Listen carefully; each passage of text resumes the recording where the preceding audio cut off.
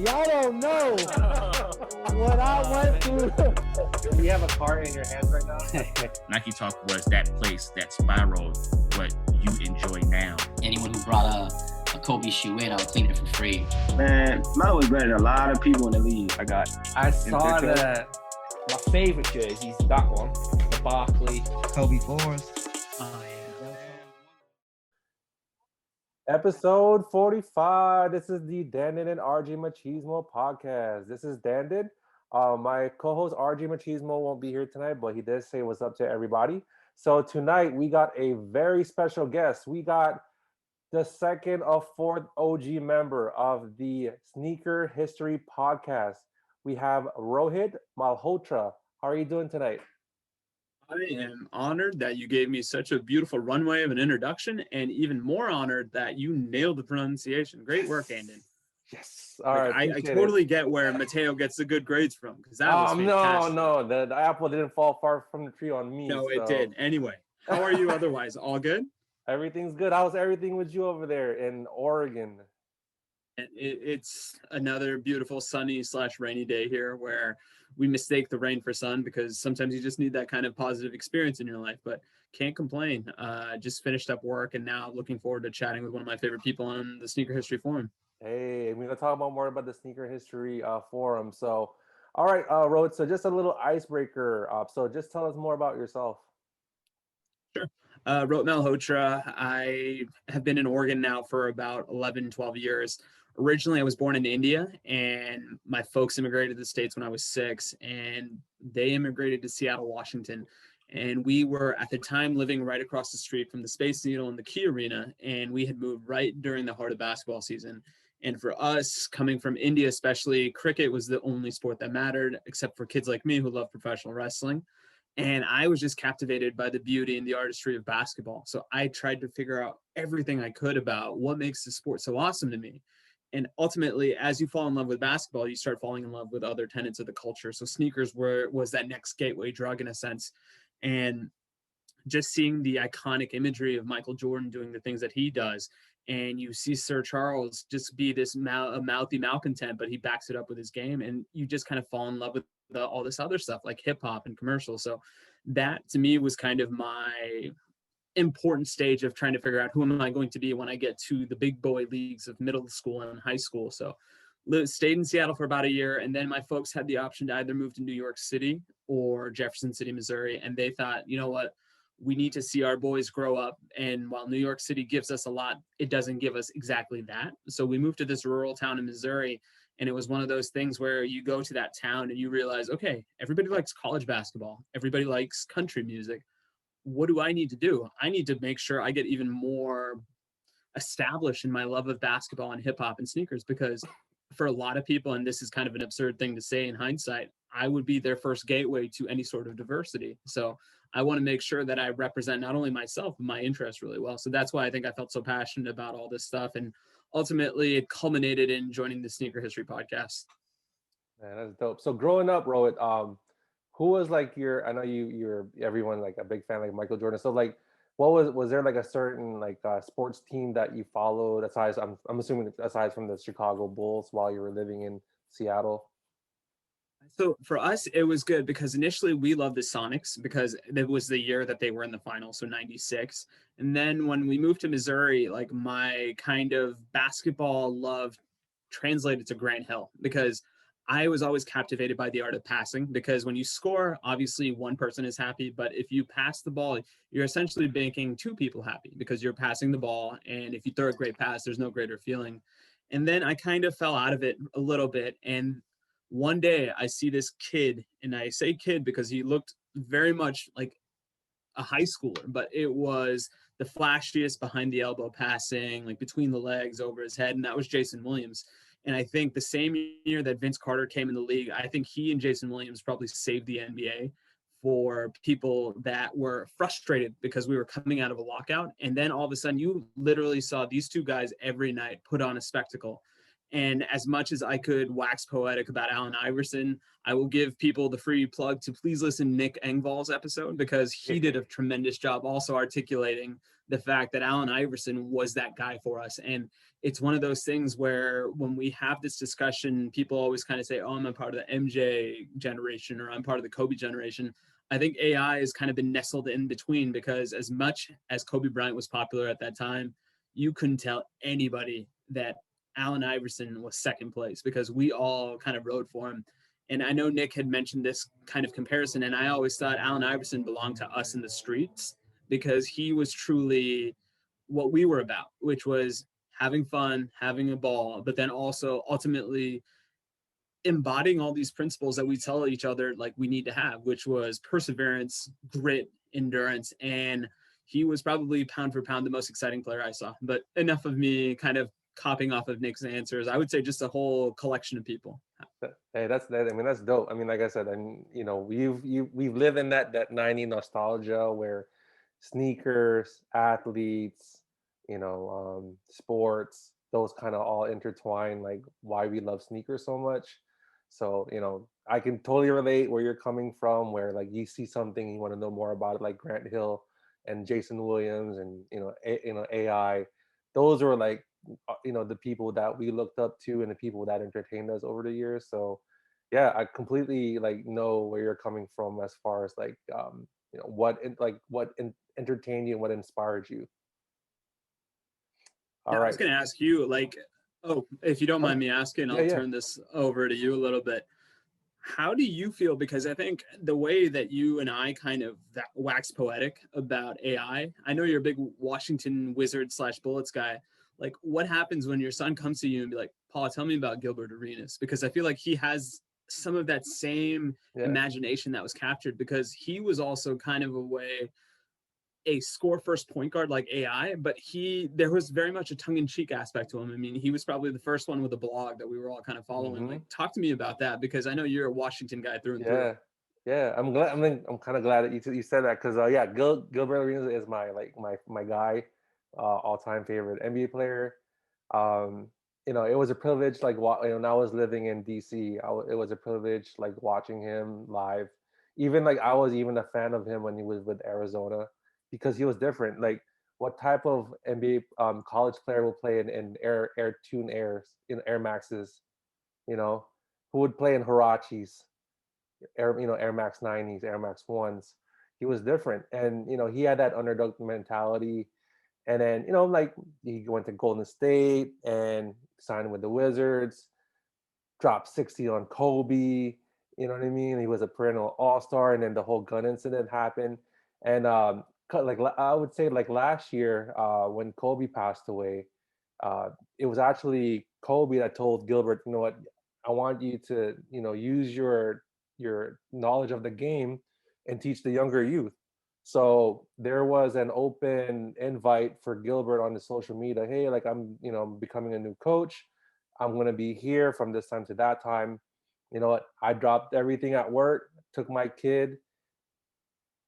I had all this merch. He saw me in like the first All-Star jersey that he wore. I had my kid suited up in the whole Gil jersey, and he's about this drop. I said, "Hey man, like," I said, "I'm a fan. I'm a fan."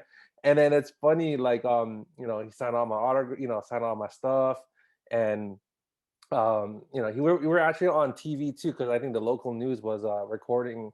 They were just like filming him, interviewing him. So my kid got like 20 seconds of like TV time. So like when I would watch like something on TV, like my kid would watch it with me. Um, he said he's a Lakers fan because that's what he sees on TV. But when he sees me wear like a jersey, like he'll ask, "Hey, who's number 0?" And I tell him, and I'll show him a highlight. So it's kind of like they're that age where they're being sponges. Where okay, if Yes. my dad likes it, then I'm gonna try to like it. But I don't want to be that parent where I'm force feeding them something. Like you have to be a Washington fan no matter what, because that's where I'm from. If that's who they want to cheer for, I'd want to be a Laker fan, LeBron fan, so be it. So it's fun. It's like you're seeing your kid grow from your very own eyes. And with you, Rohit, I know you have a baby dog, baby girl. As she gets older and she sees dad copping shoes and watching NBA, NFL, like that'll hopefully spark her interest, or it'll just have that bonding moment when you guys get over the years kind of thing.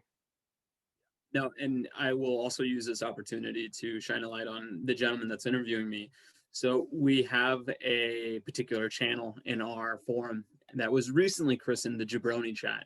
And as Ooh, you can tell by the nomenclature, it's about wrestling.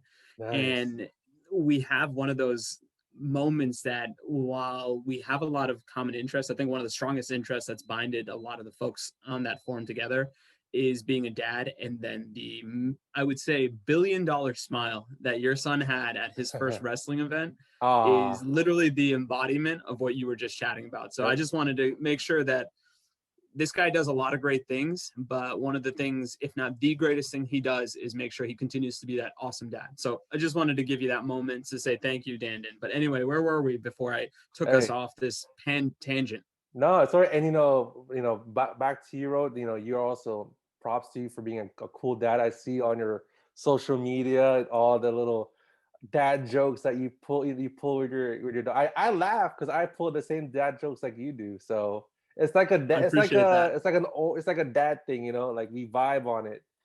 Like for it's so sure. corny, but like, hey, like I get it because I say the same jokes like Roosevelt is doing with his daughter. That's the best part about being a dad, I think, is you can embrace your inner corniness and people Yep, are going to give you a pass. And then, if anything, if they're like Dandon or myself, they're going to be like, you know what, give us more yep. content. So that's what we're about, corny dad content. There you go. There you go. All right, Rose. So next question for you. What inspired you and how did you get into sneakers? Sure. I think what inspired me about sneakers was going back to that conversation you and I were having previously of being this embodiment of hip hop culture, sneaker culture, basketball culture in the professional sense in this town in rural Missouri. And I remember, like any kid from that era, I had my subscription of Slam magazine. And it was one of those things that I had allowance of $20 a month. And it was a given that $5 of that 20 would always go to that month's Slam. And literally, I remember visiting the airport in St. Louis because we were dropping off my grandparents. And it's kind of sad for us because they spent most of the time in India. So it was a real treat for us whenever our grandparents would come and visit. And I think we were especially particularly sad because we were not going to be able to see them for about a year and a half. So my mom, as great moms and great parents do, is like, you know what, boys, here's an extra $5. Let's get you something just because I don't want this day to be about sadness. So we went to the bookstore at the St. Louis Lambert Airport, and I was like, oh, this magazine looks familiar. It's got the same icons as Slam, but it's kicks. I wonder what, you know what, I'm just going to buy it. And the next day I took that to school, it was this new world had opened to me. And all these people that previously were like, oh, bro, it's this guy. Like, oh, I didn't know you like sneakers. I like sneakers too. Check out my Terminators, check out my Jordans. And I was one of those things that I always tell people growing up in a rural town in Missouri, you can either be very quiet or you have to force yourself to talk to everybody because you can't be snobby about that sort of thing. So I say it inspired me to get out of my comfort shell and then also kind of in a way honor my grandparents' memory because that's something I hold very near and dear. Is I still have that copy of Kicks magazine. I think it might have been the one with Quentin Richardson and D Mouse. Darius Miles. Yeah, Yeah, exactly. with the So 17s. Yep, I know that. yep. Yep. There you Exactly. go. So it was just one of that. And then how I got into sneakers further literally was just from that moment on, I was like, I need to do something with regards to sneakers. And I don't know what it was. And I thought for the longest time I would be a teacher, especially in that elementary high school range. And my parents had this very sobering talk with me where like, hey, we love the fact that you want to get into this profession, but we want you to realize something. Unfortunately, teachers don't make that much. And it's a sad, sad state of affairs. But if you want to continue on this lifestyle of having the ability to purchase sneakers, you may want to look at something else. And I was like, you know what? Real talk. I appreciate that, mom and dad. And it was also something similar that Nick had mentioned. I've heard you mention as well. It's like we were not able to get sneakers growing up. And it was one of those things that the day we got our citizenship in America, my dad to celebrate took us to a Foot Locker and he said, boys, both of you get any two pairs of shoes you want. And that was one of those things to us that let us know, hey, we made it in America because we are no longer shopping at Payless. We're going to Foot Locker and we can pick up all the heat. So Nice. that's why for me, sneakers has always been a part of my journey. It literally has helped me walk into doors I never thought possible. And in other times, it's also represented what the struggle was for not only myself, but more importantly, my parents as they were trying to make their life and more importantly, their kids' life better by coming to this strange land. You know that's just like, that's music to my ears. Like when you're talking about your grandparents, you bought you it kind of intertwined with Kicks magazine. You get it every summer, and then Yep. when you were saying like when your family got when your family got their citizenship, your parents treated you to pairs at Foot Locker. Man, that's an awesome feeling. And it's just like, I'm sure like every time you pass by a Foot Locker, like man, like it always having a special special No, place. I mean, and it's exactly that. And because I think more often than not now, unfortunately, the more modern memories we have of Foot Locker and Champs is either it's a line of disgruntled customers because they didn't hit on that sneakers, or it's empty because malls have been hit hardest by this pandemic more than anything. Mhm. So it's one of those things that I have to force myself in a way to always look at the good in situation Yep, because it can always be worse, but more importantly, it can always be better. And as yep, long as you're somewhere in the middle, you live to see another day. exactly. Yeah, live one day at a time. Like you were Yep. saying. All right. So next question for you, Rohit. You currently live in Oregon, where it is the Nike and Adidas headquarters. That's it, basically like the mecca, right? The mecca of Yes. Yep. sneakers. Yep. Yep. So, in your own words, how is the sneaker culture, in Oregon and in its rich history? I always make the joke because we are always complaining, and we, in this sense, I'm kind of speaking for some of the Portland inhabitants. I'm not going to speak for all of them because God knows how much trouble that can be. But it's one of those things that whenever we see this high heat product and you see regional specific locations, it's always New York, it's always Chicago, it's always LA. My argument is I still think Portland holds its own in terms of a sneaker city because the fact that you mentioned that you have two of, if not the two biggest industry titans located here. And we also have Under Armour when there was a expansion of some of the Far East companies as well. I believe Li Ning was also headquartered in Portland for a little bit. You would not only see the high heat product, you would start seeing these one of one samples that would just be like, wait, what? Like I thought that shoe was purple red and you have the red and purple version. Like, what is this? And in that regard, I think nobody can touch Portland. What is really interesting is when you see the faux pas, if you will. So when my wife moved here, one of her first days out, she had, I think, Adidas track pants with Nike shoes. And I'm like, okay, do not say anything. Do not say anything. Let her go on her journey by herself. And it was one of those things that maybe this is a symptom of who I associate with and where I live. Almost 98% of the people I know at Portland have been through Nike because I used to work at Nike. I'm back now.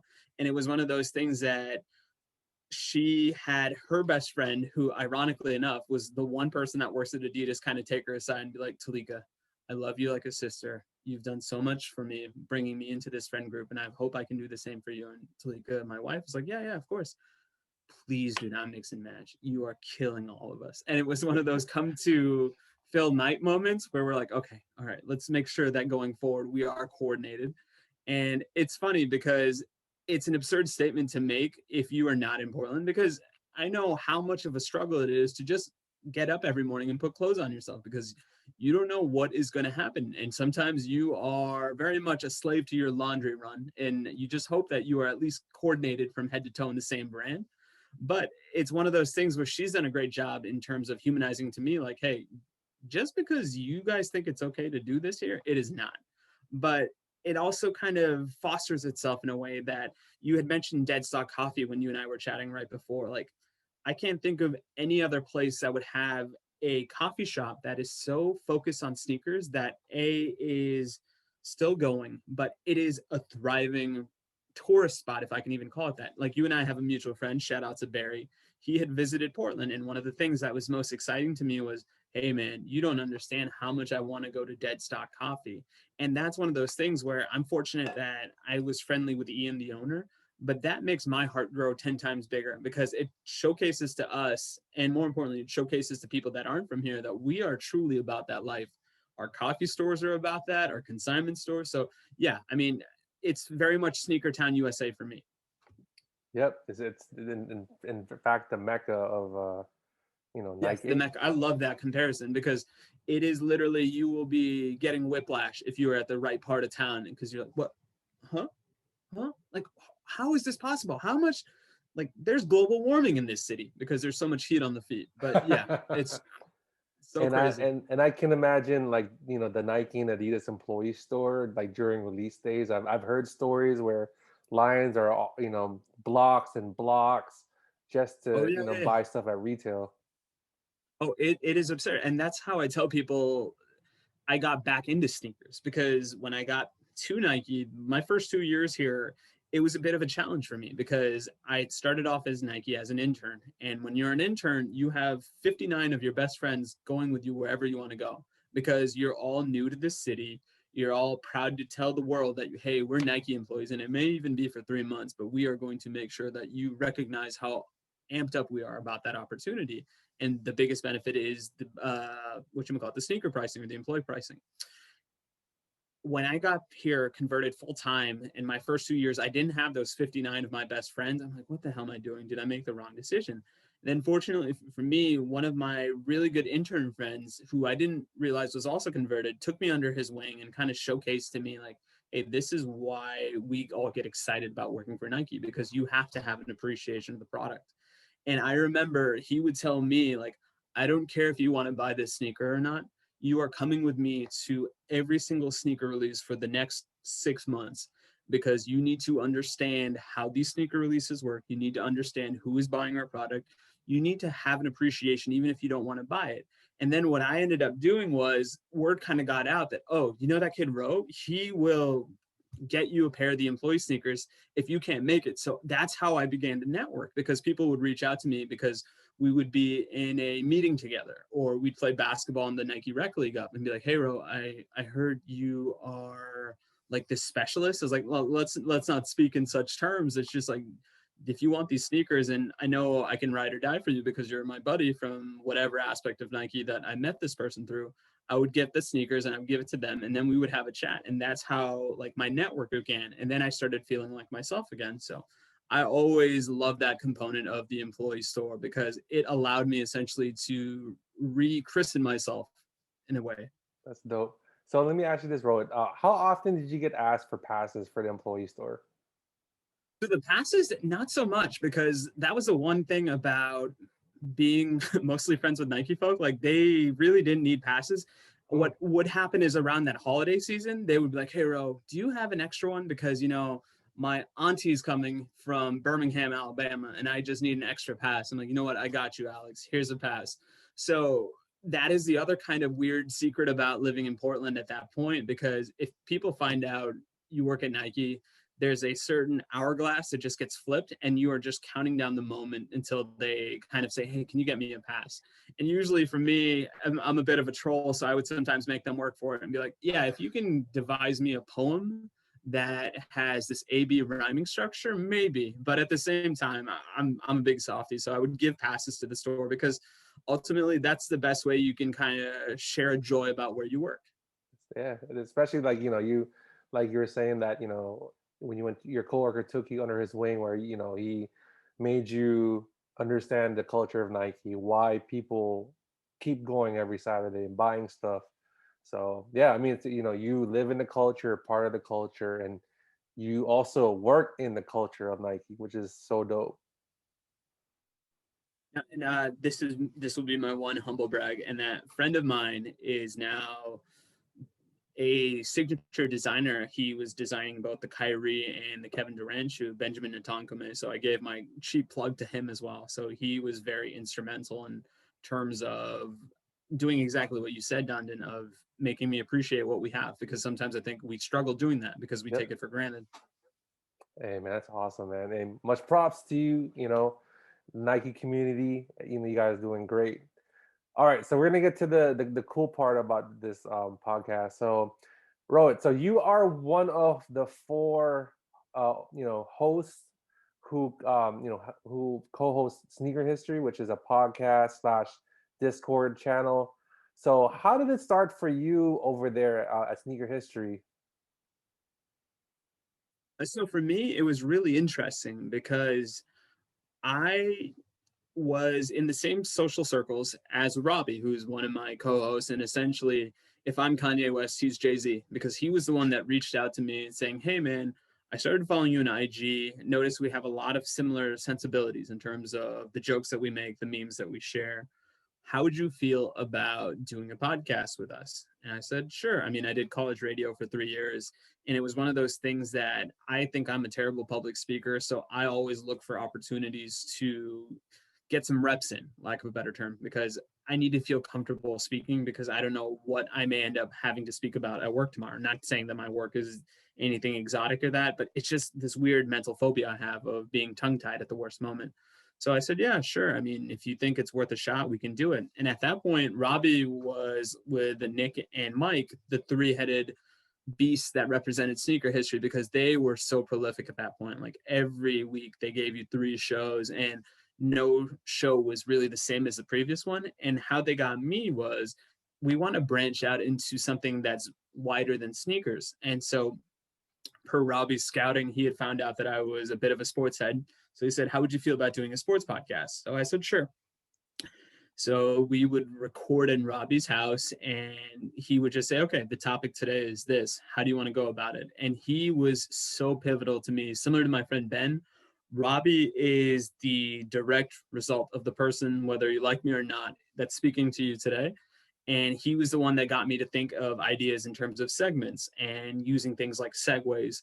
So if I am to kind of do that hosting thing, or if I am to be on a panel on a podcast, I do a couple of different things. Obviously, I want to make sure I represent the brand of sneaker history and myself, importantly, but then I also have to be a good teammate when we podcast. I know I kind of tend to ramble a bit, but if I'm on a podcast with Dan, then I have to make sure that I give him the rock, like a great point guard or like a great quarterback. So it's just finding those opportunities and making sure that I capitalize on them, but at the same time, give a little bit of wiggle room, because as you can tell, me, Dan, and the best podcasts are when there's a back and forth between you and the interviewer or the interviewee. So how did you get started, if you don't mind me asking? Pandemic, the whole pandemic, like me and my co-host RJ, we've been friends for, a long time. And eventually became family. He married my cousin, so Oh, awesome. it was like meant to be, Yeah, And yeah. then yeah, and we always talk on the phone, talk on the phone and then text message, and then we just, one day like, hey, like, we got so much time on our hands during the pandemic. No one goes anywhere. Let's try doing a podcast, and then we were like, all right, let's do it. And then mind you, like I'm in California, he's in DC. There's a 3 hour difference, so we kind of had to like coordinate a time and date. And he has a baby daughter, and I have a 6 year old son. So we kind of have to like find like we have to gauge like a good time for us to like record. So we started June of last year, and then now it's like you're number 45, like 45 episodes there, like wow, this is like crazy, like just like sharing the passion of sneakers and sports and wrestling and just random stuff, small businesses. It's just like it just organically just happened, just like, what I mean, like how we are just talking, like this is just conversing, and a lot of like, just like listening to you. And I just like to hear people. We just like to hear people's stories. We want to hear like why you like sneakers. What made you like sneakers. Even last year, we actually did a sneaker showcase. It's kind of like the someone told me it was like the adult show and tell. So we had like categories. What's your favorite Right. shoe? What's your grail? What's your player price like sneaker that you bought for like a under retail. So it was cool, you know what I mean. But like right now, we're gonna probably push it like next year because there's so much stuff going on right now. Yeah, it's just like crazy, like where even though how busy we are, we haven't recorded in quite some time, but I always wanted to like, hey, you know what? I work. I need to like channel all this energy somewhere so that way Yeah. I'm keeping myself sane, kind of thing. So that's why I like listening to like sneaker history podcast. Like you guys are great. Like if I described the four of you guys, like you, Nick, Robbie, and Mike, you guys are like the inside of the NBA of sneaker podcast. very kind of you to say. Yeah, and when you were saying that you were the fourth member, you're the Shaquille O'Neal of the inside of the NBA. Man, no, look, you're making me blush. The only way a grown man can make another man blush, and damn it, Dandon, you've already done it. No, it was just one of those things where this is like one of my stock answers anytime I'm on a podcast, is just the best podcasts are the conversations you have with your friends or the conversations you wish you had with your friends. And I did my research coming on the show because I needed to understand the ebb and flow of how this podcast works. And the one thing I can say very clearly, very concisely, is the chemistry that you and RJ have is fantastic. And I love how you've been kind of running the fort, because all due respect, RJ is doing a very important job right now, serving on that front line. So thank you, sir, for doing that. But when he comes back, I feel like there's going to be that tasteful montage of "I'm coming home, Yep, I'm coming home," pretty with much. a single tear coming. It's Yeah. going to be great.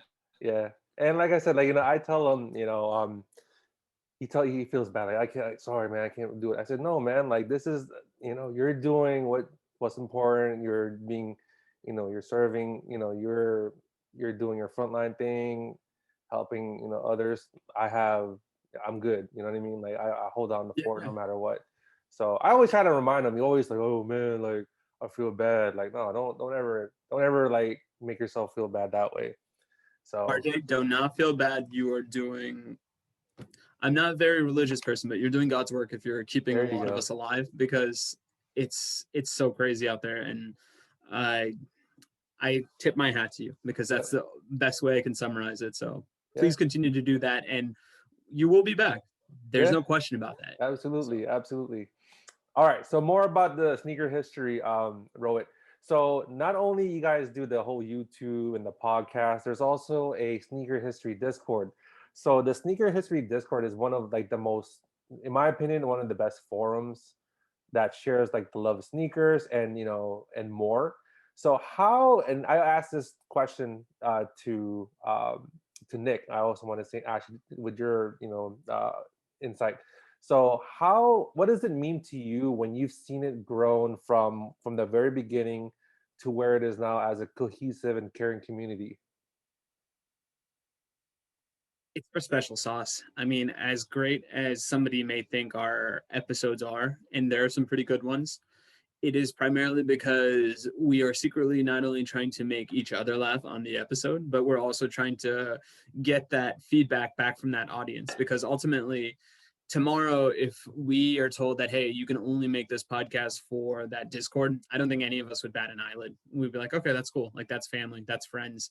Because in a way, it also keeps you honest. Like, I've had moments where I've appeared unsure on camera on an episode, and it's one of those things that I dread going to the Discord, because I'm worried, somebody might be like, oh, Ro, we found you out. You don't actually like sneakers. You're not that good.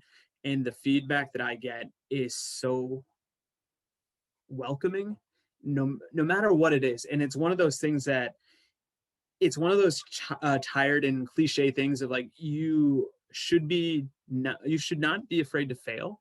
And sneaker history, and specifically the Patreon, gives me that, because I feel more confident now to maybe go outside of my comfort zone and talk a little more sneakers and sports, because I know at the end of it, sneaker history has my back in a Discord sense. And then something you and I chatted about earlier in this conversation as well, the variety of interests are what keep people in there, and more importantly, bring new people on.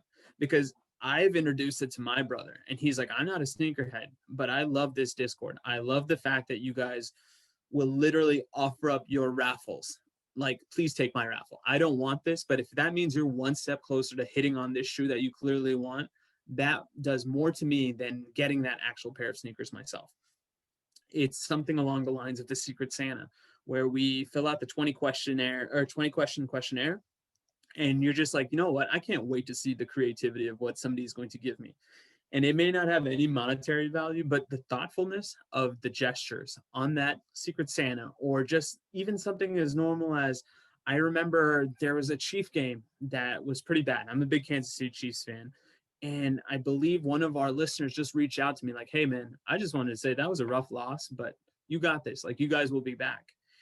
This person didn't have any sort of obligation to do that, but because they did that, lets me know that there's something there. And it's just, I've talked to other people that are content creators, and the thing that I keep getting back from them is ultimately we would like our community to have some semblance of the sneaker history tendency. And I was like, you know what? That's the nicest thing you can say to me. And you may be able to tell me I'm a great articulator, you may be saying I'm a good orator, but if you tell me that my audience is fantastic, that helps me out, because ultimately that's who I'm trying to serve. Yeah, definitely. I mean, like I said, it's organically, creating so many avenues and so many interests. When I first joined, like, it'll be a year, since last year. Well, happy anniversary. Yeah, so I was like, whoa, look at all these like forums, and like, the hot ones are like what you wear today, new pickups, the general forum, off topic. And then now that we have like a common interest now, the jabroni chat, where we have all these, closet like wrestling fans just want to throw like wrestling memes and, questionnaires, like who's your favorite wrestler, your tag team, your favorite, manager. And then like I see like, hey, like, like Mario, shout out to Mario, he just popped out. Yeah, I like this person, that person. And then you're like, how would you feel if we do like a Discord like episode? And I would like jokingly said, yeah, like I'll do it as long as I can cut a promo. And you were like, yeah, Of maybe that'll be course. one of the standard requirements. So man, No, it's I just mean, like put it it's this way. Please go ahead. Sorry. no, go ahead. Apologies.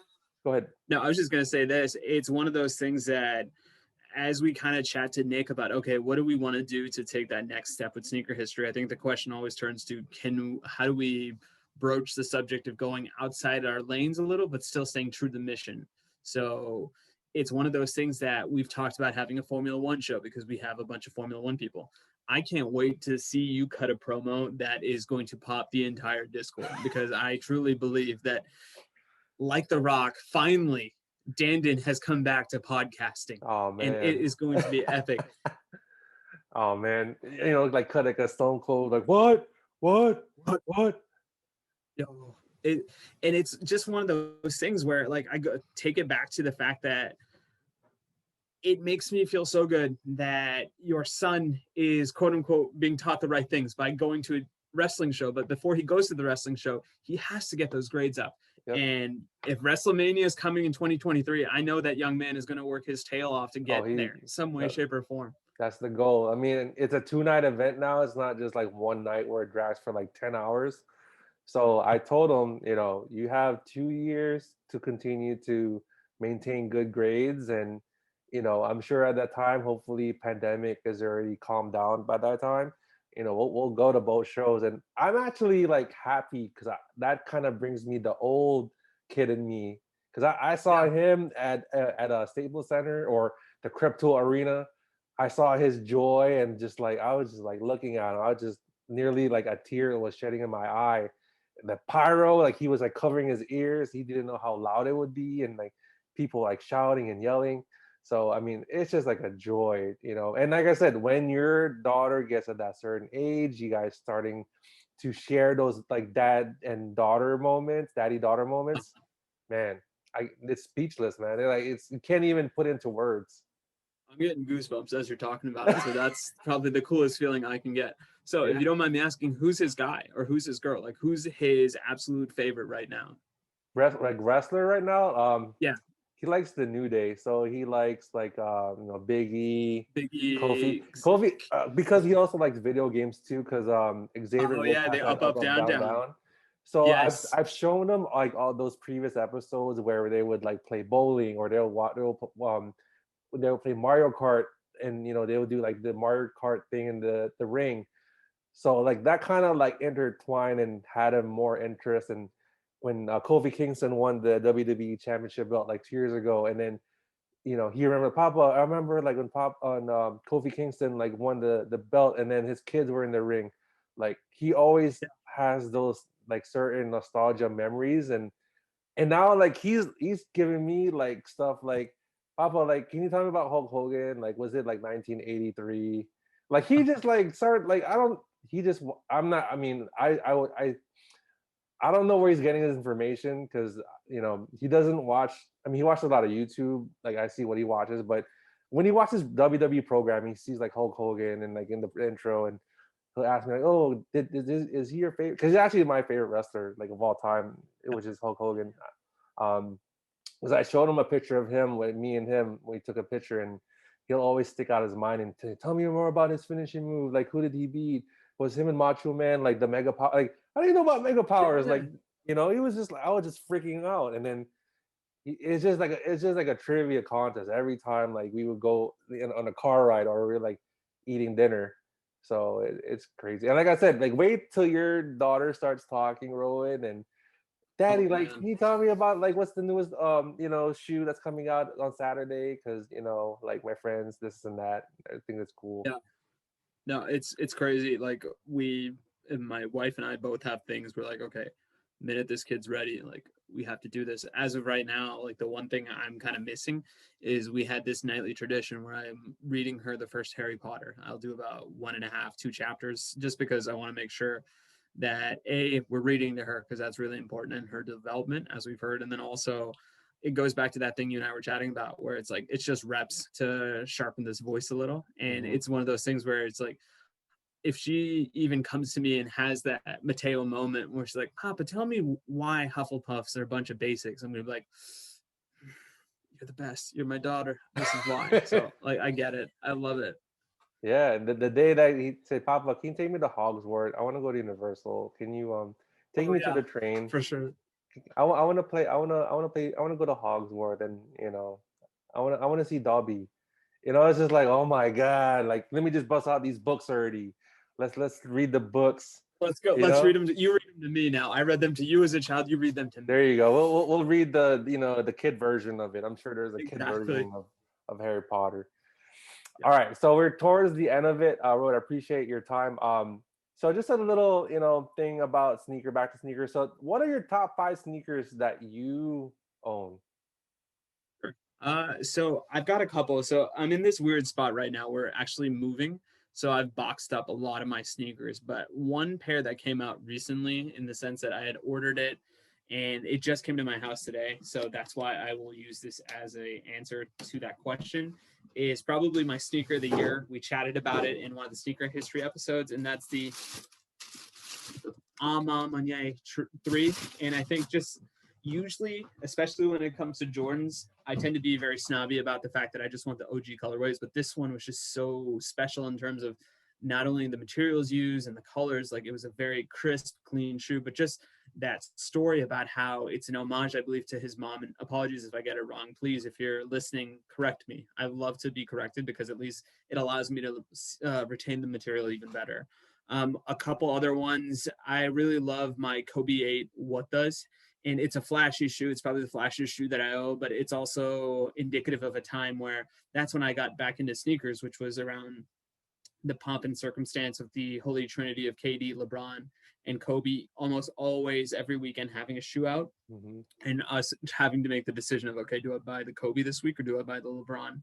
And I just love that concept of the what the. So that's pretty high up on my list. I would say the Game 7 pack of the Zoom Soldier 10s and the Kyrie 2s, just because of the fact that what that represented in that moment. I think it's one of those touchstone moments where we were talking about earlier. You have the Jordan generation that had that shot over Craig Elo. Kobe's moment was probably that lob that he threw to Shaq against the Pacers. And for me, the quintessential LeBron moment is that block he had on Andre Iguodala in Game 7, and that's the shoe that he's wearing. And usually we don't get access to those, so that was pretty cool.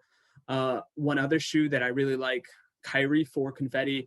This is not necessarily a flashy shoe, but it's a shoe that reminds me of my best friend at the time, who was Ben, who became the Kyrie designer. And just watching somebody go through the grind and rise up through the ranks and then finally have that moment where he's made it. And it's just a special shoe for me, because it reminds me that we all come from a place where we're humbling ourselves, because there are moments in your journey where you're like, why am I doing this again? Like, why am I speaking into this microphone for another 45 minutes? Or why am I drawing these thousands of lines and hoping that a shoe comes out of it? And then when you see that product actually hit the market, it's something else. And you get caught up in the hype behind it, but then you also get caught up in the blood, sweat, and tears that are also there. So I would say that Kyrie 4. And then I think one last shoe, I really liked I'll go with another Kobe. I love the Kobe 8 Mamba Curio. Something about the fact that it combines my two favorite sports, which were basketball and soccer, and then melding it into a shoe that was so outrageous, but it never felt out of place, whether you were playing indoor soccer or whether you were playing basketball. So I would say those five. Wow. Yeah, the Mercurials are dope because like that pink with the neon Yeah, green hits. Those are sweet, it's man. sick. What about so Dandon? What's your sneaker of the year, if you don't mind me asking? My sneaker of the year, Yeah. um, the ones I've owned, or in my opinion, like Well, you answer that question however you want. Just I what would was the one say, sneak? yeah, the one sneaker. I would say two sneakers, and they were from the Yeah. same company. Um, it would be the Undefeated pack, the olive Air Force Ones, because the reason I like those so much, because every time you think of Undefeated, you think about the Undefeated Force, and when you think about Undefeated Force, is the olive colorway. So when I saw that shoe, like the first pictures, first on the internet, it's crazy. Like, wow, this is just like it has the ballistic mesh. It has like the new buck suede material that has that nostalgic Jordan 4, and it has the yellowed soles and the black bottoms. I mean, a lot of people don't like the Air Force Ones, but a lot of our Discord, like shout out to Keith and Barry, and those are like certain few people that like them. Every time like I wear, I'm like, man, these are like so dope. I mean, for me, that would be like the closest thing for me to, closest thing to being a Jordan 4, like undefeated. And then my second sneaker of the year, and like I said, it's a GR. Um, Fine. Does it bring you joy? I mean, it does bring me ultimately, joy. Like that's that all that last matters. episode, I think it was Robbie that said that. What was his favorite cop? I think it was Robbie or Nick. I think it was Robbie. He said, "Oh, the undefeated pack because I got it.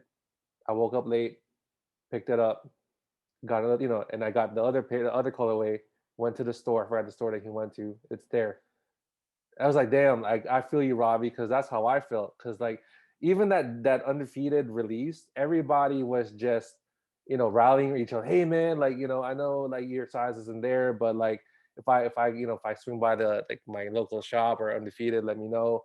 Everybody was nothing but like love because everybody ate on that day basically, you know. And then my second pair would be and I just copped it recently too. The black and purple dunks, the Nike undefeated dunks, the first colorway ones. So to me, I Oh was like, man, wow. these are ugly. And then I think it was either Todd. Yeah, I think it was either Todd or one of like the Discord members that wore them. And then like I saw Barry like wear them. Like, man, I need to get them now. So like I got them for a good price. So me, like, I mean, those are just GR. I'm a GR guy. You know what I mean? Like, hype stuff is GR cool. stands for great release. There Like, you go. Not just general, but it's great no, because you're it's able to great, man. we're at the cop. With all due Yeah. respect to like the Union Fours and the Almaniers, um, those are great. Everybody has like their reason why they copped it. With all that's people's opinions. But for me, like GR, like great release. It was easy to Great. get. I mean, yeah, that's the thing I was going to ask you because I know one of the questions you had for me was I have to ask you a question. So, Yeah. what is one sneaker related New Year's resolution and what is one non sneaker related New Year's Oh resolution that man, you hope to? that's a good question. Well, I would say like buy less shoes next for next year, which Yep. is like it's everybody's resolution. But at the Yep. same time, yeah, I would say just try to slow down. I was selling stuff. I mean, I was selling some stuff I didn't need anymore, which was good because I was like I the way I see things was like when I sell something, I already have good memories with these sneakers already. I want to have someone to have better memories than I did, or create new memories. And plus, like there's a longevity if you have like an older shoe. That time clock. All right, these soles are gonna start to crumble. You might as well just sell them before that's they die on you. So I would say that try to cut down on buying sneakers. And then I guess resolution for sneakers. I just hope that, and I'm gonna bring it back to the sneaker history. I hope the fellowship would continue to become stronger as far as being cohesive. Everybody is just super chill. There's not even one bad apple, in that Discord. Everybody's cool. Everybody has different personalities. Everybody has like different interests. But what bonds everyone, like I said, is the sneakers, the fellowship, and the camaraderie. Like what type of community tells you, hey man, if you want my spot on sneakers, or New Balance, or like Asics or whatever, I got you. Let me know. You know what I mean? And people say, oh, what do you want in return? I said, I don't want nothing.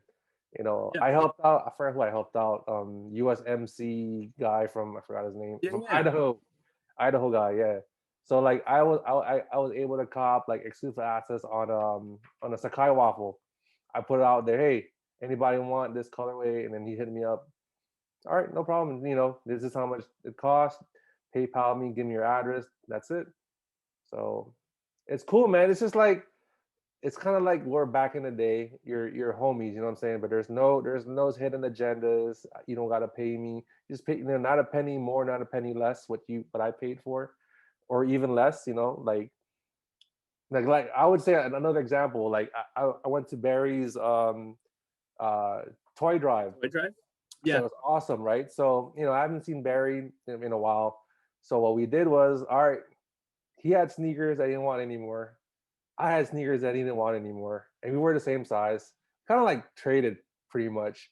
And then people were like looking at us. They were like, "What the hell are you guys doing?" I said, like, "Hey man, like stuff for that." Like I was saying, like I've had good memories. I want Barry to have good memories with these sneakers, and vice versa. It's just cool, man. It's kind of like you're trading It's places, a kind of thing. jersey swap, right? Like, I mean, Yep. you're a big Washington football team Yeah. guy, right? Yeah. Yeah.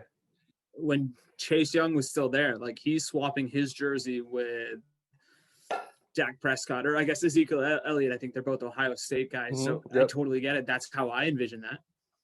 Yep. That's what we're doing. We're trading like sneaker swap. And then like in the Yeah, whole event, like I exactly. mean, people were like looking at us like, what the hell? Because I kind of came flamboyant, came in the whole Orlando Magic like warm up jersey, and then it was just funny. Like I was just walking around like, hey, like people were like taking pictures with me, and I was just like having a great time because you know my was like, well, you look kind of ridiculous wearing that. I said, this is the only time I get to wear this, so like I'm just it's cool. You were spreading magic during the holiday season. Never let people take that away There from you you, go. Landon. Because I believe in magic during this time of the year. So Why not else just did you and I chat about Harry Potter and Hufflepuffs? there Because, you by the go. way, not basic, very underrated There house. you go. Yeah, I believe in magic, just not the Orlando team. So Yes. bored. Yeah, the bad dad joke. All right, Rohit. So thank I'm you. glad we got at least one off. Absolutely. So thank you so much, Rohit. So where can they so tell us where they can find you, and where can they find the Sneaker History Discord and YouTube and podcast? You can find me on Twitter at Roheezy, on Instagram at RohitM13. More importantly, you can find us at Sneaker History, all one word, on Instagram. I believe that's also the handle on Twitter. And most importantly, the Discord. You can join the Discord. I believe you have to go through Patreon. And it's one of those things that I'm almost tempted to tell Nick, maybe we need to do a how-to video, because at this point, I want to make sure that there's no ambiguity in how you can join arguably the finest sneaker community in the world today, because not only do we love sneakers, we more importantly love each other. And it's as close to a utopia as we've had in a long time. So I'm very proud to be a part of that. That's dope. That's dope. All right, guys. So that wraps it up for episode 45 with Rohit Malhotra. Thank you so Perfect. much. Have a good night. Thank you, guys.